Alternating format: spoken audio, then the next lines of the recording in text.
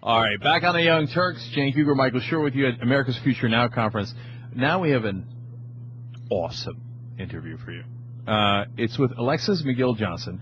It's not a big deal. Former professor at Yale, political science, and the person who put together the Vote or Die campaign with P Diddy Combs and Leonardo DiCaprio and such folks. She's speaking at this conference on a couple of panels. But first, Alexis, I want to start with Vote or Die. Paris Hilton was involved in that, and then we found out that she did not vote. So, did she die? She didn't quite dead, but she's kind of dead to all of us, so that's all that matters. So, why did you guys pick the name? It's a very interesting name, and that's probably why, but why did you pick the name Vote or Die? I mean, the intent was to be provocative, right? It was about to build a model that would be relevant to the people we were trying to engage. So, right. All of the vote because people fought for the right to die, like that message was getting lost. And so we had to create a way that was really urgent. It was really kind of extreme to get people to pay attention. And it was provocative, not just in name. Do you have quantitative analysis of how it worked or what its results were? So the bane of my existence is the fact that I'm a researcher, but and that I don't have exact numbers around it. Although I do have really good data from from Circle that did a bunch of research on the youth data. But I was also working with the best marketer in the universe, self-proclaimed best marketer, Sean Combs. So I can tell you that when Circle did the numbers, I think the increase in the youth vote in 2004 went up 11% overall. Among African Americans and kind of like demographics, like 18 to 29 young African American men, the increase went up 22%. And among Latinos, it also went up like 23%. So, I mean, it was a very intense, and no one could actually claim that increase, right. Because there were a lot of people who were doing work on the ground, but I think what we did was we helped normalize the conversation for a lot of the grassroots organizers who were doing the work. And so I think, in partnership, we claim that increase. And do you know how those numbers broke down in terms? Did they? You mean by city? By candidate, by. Oh, overwhelmingly for Kerry, yes. Oh, overwhelmingly. Yeah. The right wing would say, this professor at Yale with numbers. Don't believe that. Okay. But last question. I just love that they hate science. But actually, God gave me those numbers. Is that that's fine. That's fine. Let's be clear. Yes, she did. Then I have faith in those numbers. Okay. Now you blew it again. Now you're we back. weren't going to catch that. Okay.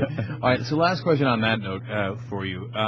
How'd you get pulled into that? I mean, you're a Yale professor. How does, did Diddy find you? Did you find Diddy? How did that work?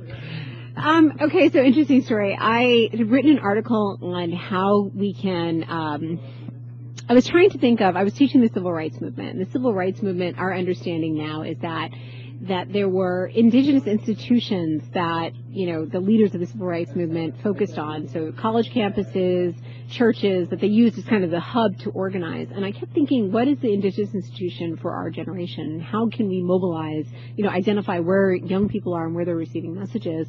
And it was hip hop. And so I wrote an article about how we can turn the hip hop generation to the next NRA.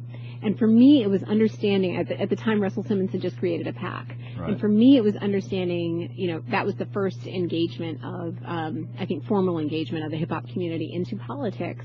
And I thought, here is an opportunity for us to follow a transition from the identity politics that define the civil rights generation into what interest group politics looks like. And I thought I was seeing an arc of, in terms of race.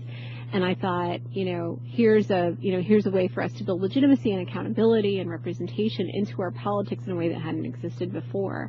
And so I just kind of came in as a student, or as a researcher to understand the process, and then I ended up in making the band. And did they call you to say wow, or? Yeah, I'd actually initially started. I was Russell Simmons' political director on a sabbatical year. I'd come in. I'd met him during some work he was doing in the Rockefeller drug laws, and I was just saying, Russell. He was complaining, in fact, because they were upset with him because of the work that he was doing, and they were just saying, who is this hip hop mogul to get involved in this really sensitive debate? And I said, problem, Russell, is that everybody understands you can move shoes, but no one understands how you can move people to the polls, and you have to start building those metrics into the process. Alexis, could you try to live an interesting life? And here's what when Alexis was talking, she's like, so I was thinking about how it impact, like how you thought about the civil rights movement and where they found their centers, and then you realize that the modern day would be hip hop. Okay, that's where I would have stopped. I'd be like, oh, it's hip-hop today. And then I'd go into the other room and I'd watch the game and I'd make a sandwich and that would be the end of it. You basically wrote an article, you worked for Russell Simmons, that is so inspiring and unbelievable to me. And I'm not saying that I wouldn't have thought of it, by the way, so don't get too high on yourself. But okay. I would have thought of it and done absolutely nothing. All right, so let's move to present day. You're on 2 panels. One's on arts and advocacy. What's that about? So we have a great panel tomorrow. We've got Elon James White, who does a segment called This Week in Blackness. We have Paola Mendoza, who just did a brilliant film called Entre Nos, and Danny Goldberg, who is like a legendary manager to people like Steve Earle. And the purpose of the panel is to talk about how do we use popular culture and like the more formal roles of popular culture to rethink the way we talk about ideas and issues. And I think too often, a lot of progressive organizers at conferences like this will say, can you get Bruce Springsteen to play My Benefit? Which is just not going to happen, right? So, but we have to learn from what the business models are around different forms of popular culture so we can think more strategically about how we would appropriate them to think about bigger ideas. So like, how do we use popular culture to talk about, transforming healthcare? How do we use it? What are the narratives that we want to put in Nurse Jackie or Grey's Anatomy? So it's not like, hey, let's make a painting and then it'll be give out the message. That's not what you mean by arts and advocacy. No. And by the way, you talked about This Week in Blackness. I actually, funny enough, also run another show called This Week in Turkishness. And last week was not so good. It was a terrible week on your show. It was the worst week in This Week in Turkishness history. Have to be. Exactly. Okay, yeah. all right. And it happened in the week that the anniversary of the invention of Turkish taffy, which is too bad. Yeah, it's been just overshadowed the goodness. All right, now let's talk about the other panel because I find that also incredibly interesting. American Values Institute, you're involved with? Yes, I am. I'm actually the new executive director, and that would be involved. That would be very involved. Just because you had some time to kill, I guess. Because I was too interesting in my other part. Right. Yeah. So our focus is to reframe the way we talk about race. Altogether, right? And so that normally the way we we were doing so well. Because we have a black president, we're good. Right.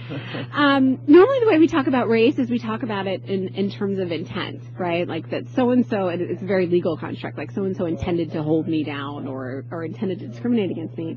And what social psychologists have learned is that that's only 2% of our cognitive process, and that the other 98% of our unconscious mind is actually what informs our behavior and our policy preferences.